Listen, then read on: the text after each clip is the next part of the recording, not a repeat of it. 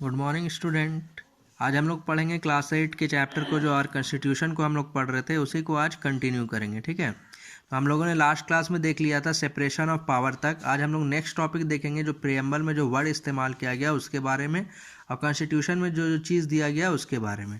इसमें सबसे आज का जो पहला हम लोग का वर्ड है वो है सेक्युलरिज्म। ठीक है, बहुत कॉमन नोन वर्ड है, बहुत ये वर्ड हम लोग सुनते हैं। तो आखिर सेक्युलरिज्म का मतलब क्या होता है? तो सबसे पहले हम लोग समझते हैं कि हमारा कंट्री जो है वो सेक्युलर कंट्री है। ठीक है, यहाँ पे कोई भी ऑफिशियल रिलीजन नहीं है, यानी कि कोई ऑफिशियल रिलीजन कहने का ये मतलब हुआ कि कंट्री का कोई रिलीजन नहीं है कि सबको मतलब ये रिलीजन फॉलो करना है, इस तरीके से इस रिलीजन चलना है, ऐसा कुछ नहीं। जो जिस रिलीजन में चाहे उस रिलीजन में रह सकता है, और जिस रिलीजन में है वो उस रिलीजन को वो प्रैक्टिस कर सकता है, अपने रिलीजन को वो फॉलो कर सकता है। प्रैक्टिस इन द सेंस कि अगर मान लेते हैं हिंदू है तो पूजा पाठ कर सकता है, कोई दिक्कत नहीं है। मुस्लिम है, नमाज़ पढ़ सकता है, कोई दिक्कत नहीं है। तो सेक्युलर है हमारा कंट्री। ठीक है, तो ये सेक्युलरिज्म वर्ड जो है ये कहाँ है? कॉन्स्टिट्यूशन में। आज सेक्युलर वर्ड हम लोगों को प्रियम्बल में ही मिल जाता है।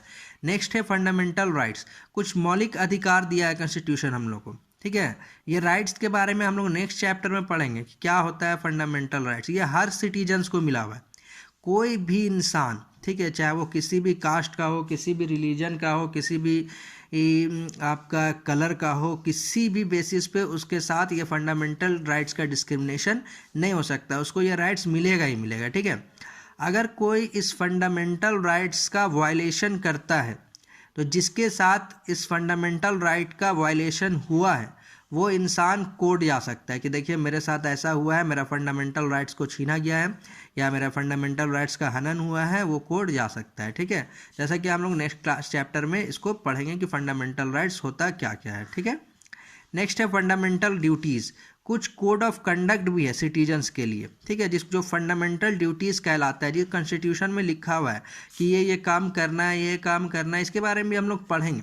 ये एक सिटीजन्स को अच्छा सिटीजन बनाता है। ठीक है, फंडामेंटल ड्यूटीज़ और फंडामेंटल राइट्स के बारे में नेक्स्ट चैप्टर में हम लोगों का काफ़ी डिटेल दिया हुआ है। ठीक है, वैसे फंडामेंटल ड्यूटीज़ हम लोग नेक्स्ट चैप्टर में पढ़ेंगे कि क्या क्या फंडामेंटल ड्यूटीज़ होता है और फंडामेंटल राइट्स क्या होता है, क्या फ़र्क होता है फंडामेंटल ड्यूटीज़ में और फंडामेंटल राइट्स में। नेक्स्ट मोस्ट इंपॉर्टेंट टॉपिक है कॉन्स्टिट्यूशनल अमेंडमेंट्स। अमेंडमेंट्स मतलब होता है सुधार, चेंज या बदलाव बोल सकते हैं। ठीक है, जैसा कि जब से कॉन्स्टिट्यूशन बना है, लगभग हमारे कंट्री में 1950 में कॉन्स्टिट्यूशन का इम्प्लीमेंटेशन हुआ था 26 जनवरी को। ठीक है, 26 जनवरी को। अभी 70 ईयर्स के आसपास हो गया।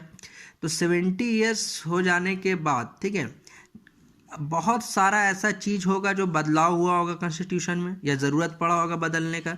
तो अगर कॉन्स्टिट्यूशन को फिक्स कर दिया जाता है तो कितना सारा प्रॉब्लम होता है। तो इसीलिए अमेंडमेंट का जगह दिया गया, सुधार का जगह दिया गया, बदलाव का जगह दिया गया कि जब भी ज़रूरत पड़े, ठीक है, कुछ चीज़ों को छोड़ के आप बदलाव कर सकते हैं। और अभी तक 100+ अमेंडमेंट्स हो चुका है हमारे कॉन्स्टिट्यूशन में।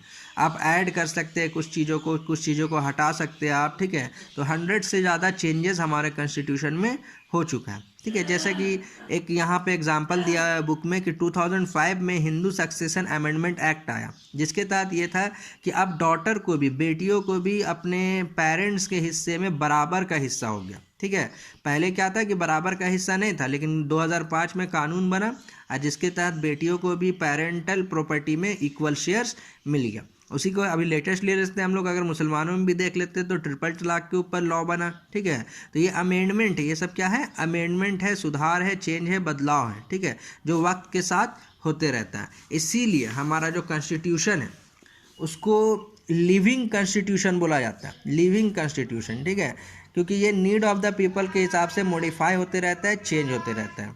क्लियर है सबको? नेक्स्ट क्लास में हम लोग पढ़ेंगे नीड फॉर लॉज डिसेंट के बारे में। 2 टॉपिक है, नेक्स्ट क्लास में ये चैप्टर कंप्लीट हो जाएगा। और सेकंड चीज़ कि अभी तक आप लोग को PDF दिया हुआ होगा, जहाँ तक पढ़ाए है उसमें से जितना भी होगा question answer, fill in the blanks वगैरह, उसको कीजिएगा। नेक्स्ट क्लास में चैप्टर कंप्लीट हो जाएगा तो फिर पूरा चैप्टर को ही आप लोगों को करना है, वो भी कॉपी में। Clear to everyone? Thank you.